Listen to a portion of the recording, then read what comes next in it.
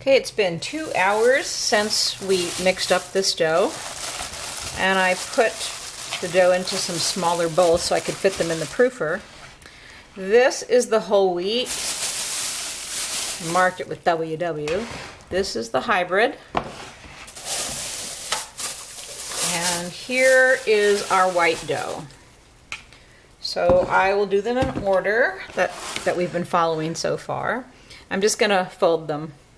So it's been 2 hours since they were put in the proofer at 75 degrees, and now we'll just do a folding. You can see this is kind of sticky dough here. It is 68% hydration. Pretty good gluten formation already. Stretch, fold. Stretch, fold. Stretch, fold. Very nice looking dough. The dough feels really nice as well. Here's our hybrid dough.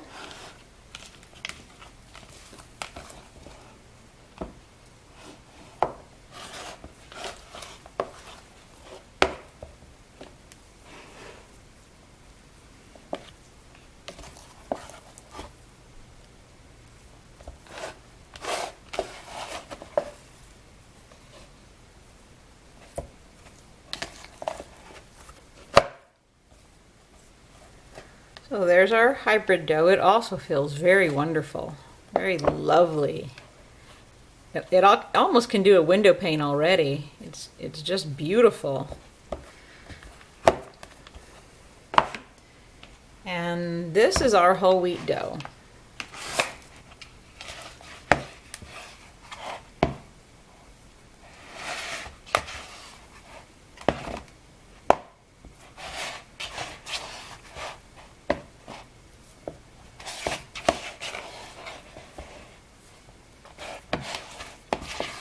Whole wheat dough feels really nice too.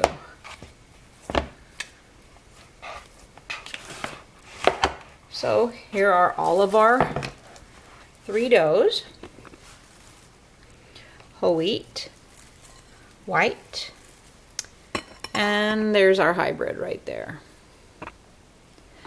I will put them back in the proofer for 2 more hours, and after that I will fold them and I'll do the shaping of them and put them away. It's going to run into my bedtime, so I might come back in an hour and a half and fold it, and then give it another half an hour of resting before I shape. So I'll see you soon. Okay, it's been 1.5 hours since I folded these last. I already folded this dough, the whole wheat dough. But I thought I'd talk just a little bit about the folding. So I will fold this hybrid dough. I wanted to say that it's a really good idea to keep your hands wet, which my hands aren't wet, and the dough really sticks to it when your hands aren't wet. Now I'll get my hands wet really quick. If you try to keep your hands wet when you're working with sticky dough, it really helps a lot.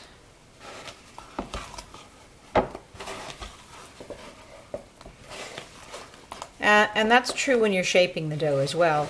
Now, one reason that we're folding the dough is not just so that the gluten bonds line up and are strengthened, but also because the dough, it equalizes the temperature of the dough. The dough might be warmer on the outside or the bottom, and so when you fold the dough, it helps to equalize the temperature of the dough. Well, look at that. I need to get my hands wet again. I'll be right back. I'm definitely going to need wet hands for this. Now this is the white flour dough. It's all the one that's all white, and it is a lot more sticky than the other two. It's also a lot smoother.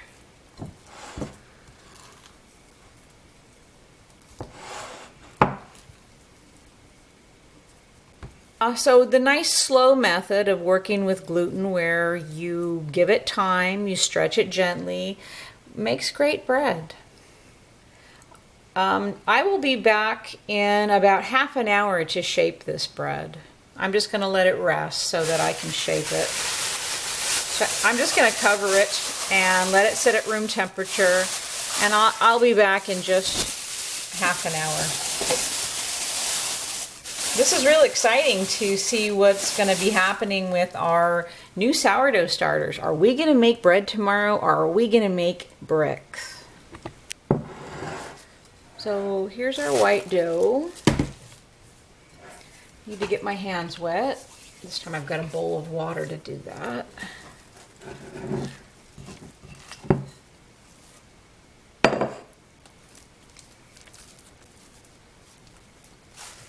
It's pretty sticky, so I'm just going to do a little bit of shaping in my hand there.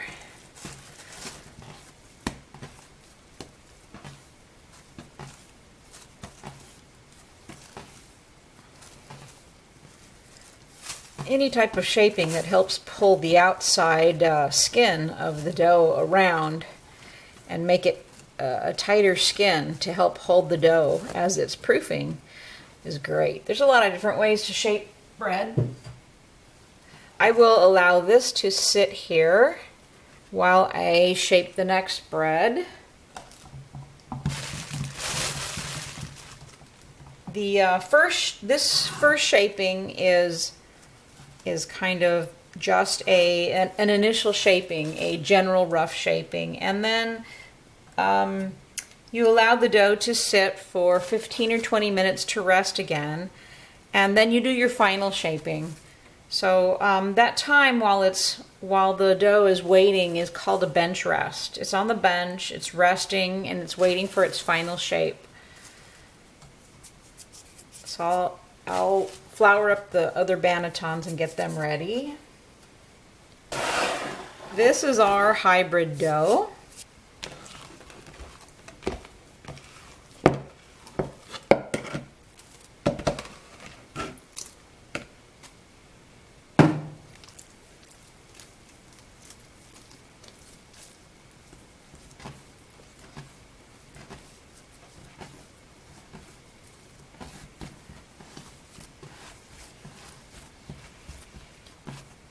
I need to set it far enough away so I have room for my other dough. Here is our whole wheat dough.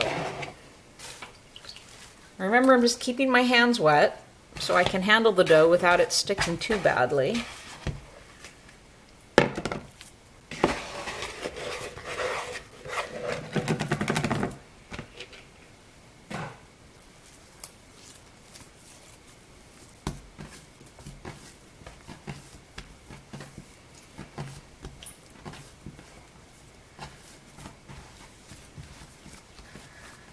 They're looking pretty similar.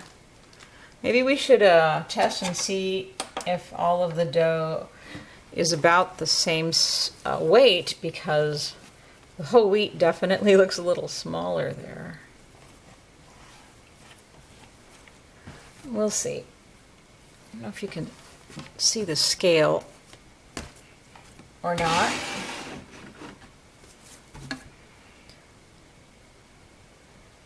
$733 grams, that's the whole wheat. 713 grams, and it looks larger. It's the white loaf. It has more bubbles. It is a little bit larger by volume, but not by weight. 729. Okay. Now I will allow these to bench rest, and I'll come back in about 15 or 20 minutes and I'll do the final shaping on them. Okay, we're on our final stage here. It's been 15 minutes. You can see the dough's a lot more flattened out than it was. I guess I'll just start with the one closest here. This is the hybrid dough.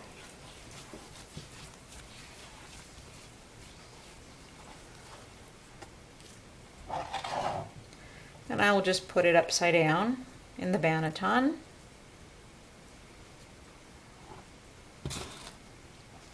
Here's our whole wheat dough.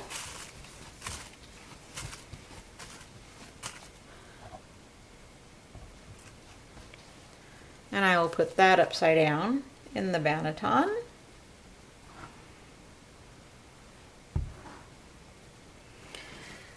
This is our very sticky white dough.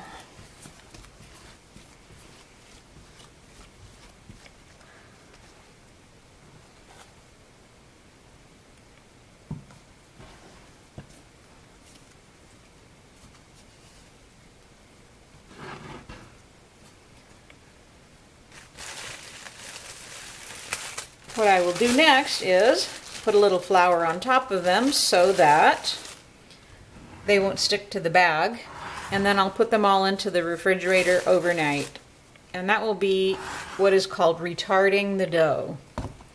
It will have a chance to cool down and take its time fermenting. Give the enzymes a chance to work, modify the gluten, bring out the sugars.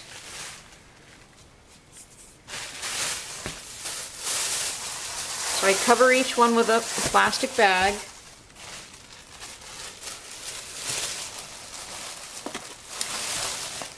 Whatever kind of plastic bag I can find.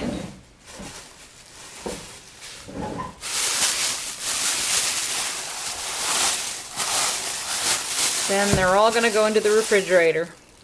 So I will see you in the morning with our bread.